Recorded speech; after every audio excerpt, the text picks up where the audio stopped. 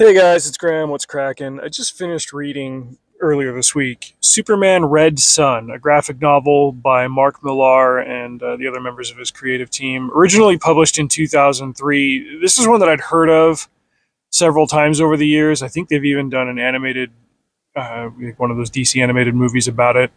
I haven't seen it yet, but I'd always heard about it, and my library had it, so I finally decided, let me check this out and see how it goes.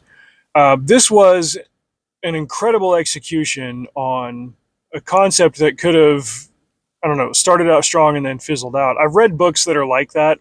Here's a what if idea. Let's give it a shot, and then you get to the end, and you're like, yeah, you really didn't have a story idea for this. You just had an aesthetic idea. There was a book called, I can't remember the exact title, but it was a combination of Transformers and Terminator, which was relevant because both of those franchises launched in the same year. The Terminator movie and the Transformers cartoon came out in 1984.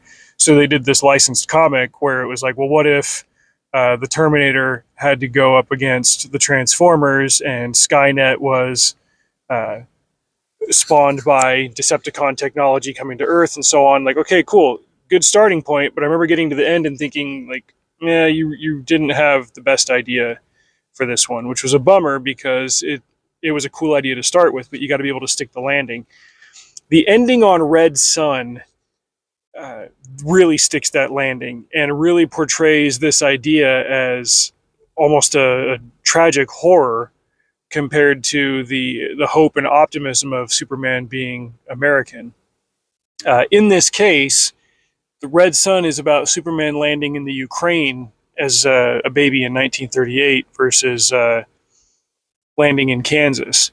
He still gets that same rural countryside farm boy upbringing.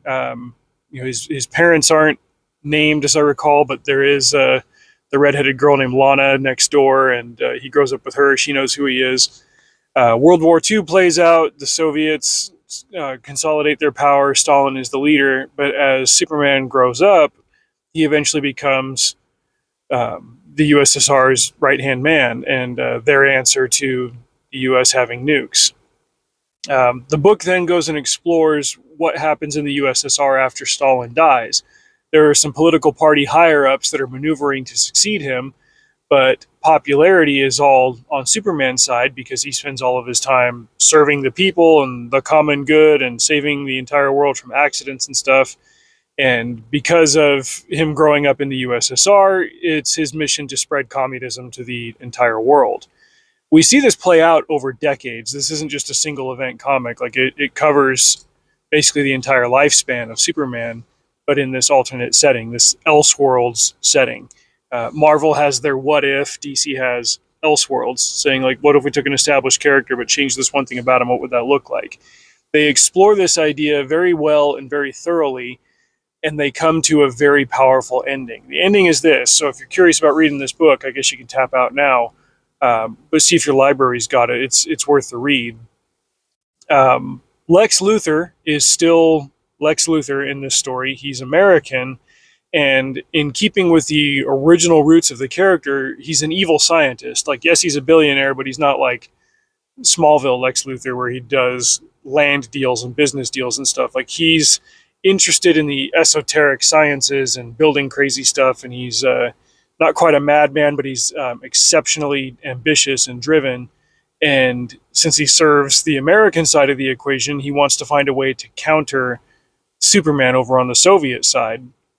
At one point, he's even able to kind of genetically engineer his own version of Superman, and that's how we get Bizarro in this world.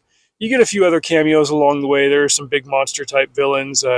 Doomsday pops up at one point, but he's kind of relegated to just minion monster status. The story isn't really about him, it's about Soviet Superman and what that looks like. And also in this version, Lex Luthor is married to Lois Lane. But there's some wistful glances between Lois and Superman when he comes over to America. One other interesting alternate history bit here is that Nixon didn't lose to Kennedy in 1960, but he was assassinated in 63 instead of Kennedy, and then later in the 70s, an older and slightly chubbier JFK as president. I thought that was a nice touch.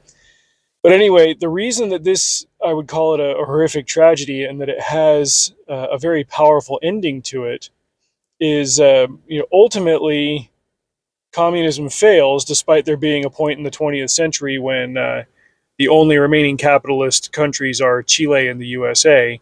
Um, Lex Luthor is able to run everything back from the brink. He becomes president. Jimmy Olsen is his vice president, and he saves America, and then he saves the entire world, and he's able to repeal communism. And Superman as the leader of the USSR, it kind of fails as an experiment, and Lex Luthor is able to bring in hundreds and even thousands of years of human excellence and prosperity down the line.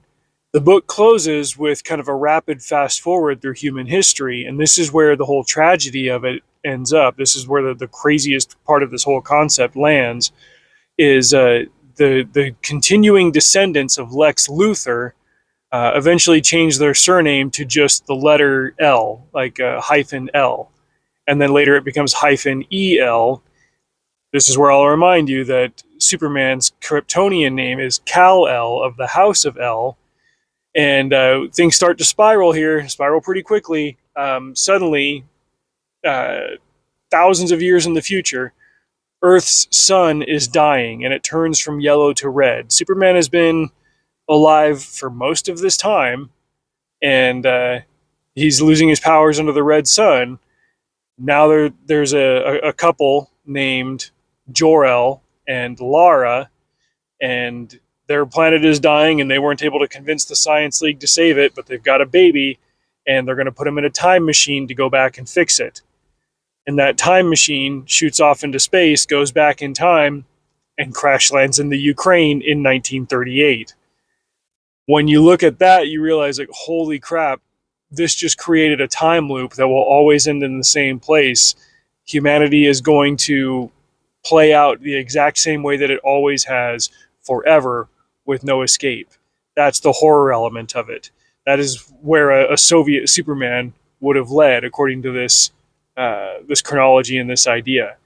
I think that's a fantastic way to end a story like this. Don't just show us the beginnings of the what if concept and things kind of spiraling out of control, and then showing Lex Luthor saving the world at the end. Then show that it's this perpetual horrific thing that will never stop and will keep repeating over and over and over again. There were a couple of cameos from other superheroes. We saw how Themyscira played in, and how Superman even had a relationship with Diana for a while, before she got kind of a tragic exit from the story. There was even a Soviet Batman whose parents were killed, and he grows up and becomes Batman, and he's able to outsmart Superman even though he's on limited Soviet resources, and he ends up greatly harming Diana, and figuring out Superman's weakness, not necessarily the kryptonite, but filtering out the light of Krypton, or the light of the yellow sun, so that his powers go away. All of that stuff was there and was very well executed. I also remember, was it the original Flashpoint comic? That was one where it wasn't necessarily Elseworlds. It was kind of a Back to the Future type thing, where the Flash figures out his time travel powers, and he saves his mom in the past, but it screws everything else up. We get an evil, not an evil, but like an anti-hero Batman who is Thomas Wayne and not Bruce Wayne. And Martha Wayne becomes the Joker after losing her mind at seeing her son killed. And Superman was caught by the government and kept in an underground bunker all this time, and yada yada yada. It wasn't an Elseworld story, it was an alternate timeline story, and in the end the Flash is forced to set it right. I think there's value, in exploring these kind of what if concepts, but you have to come to a conclusion. Stories have to have an ending. Otherwise you're just daydreaming and not really saying anything. Like, oh, here's what Superman would look like if he was a Soviet Superman. It's like, okay, but this needs to mean something. The conclusion, then, the meaning of Superman Red Sun, is that if, like the president says in the beginning of the book, I think it was FDR, says that if that ship had crash landed 12 hours sooner, it would have landed in America and not the USSR. Excuse me, sorry, I got something in my throat. The net difference has to be that a Soviet Superman would doom Earth to an eternity of repeating the same cycle over and over and over again. I think that's a fascinating and a powerful idea, and credit to Mark Millar for putting more into it than just here's what an alternate beginning would look like for this character. This stuff has to mean something. This is the kind of writing that I can really learn from and use to challenge myself. I like that. I'm going to put an affiliate link down below if you want to check out this book, get a copy for yourself. I'm sure I'll eventually add one to my library. This was a really cool exploration of this idea. Till next time, drive safe. See you out there.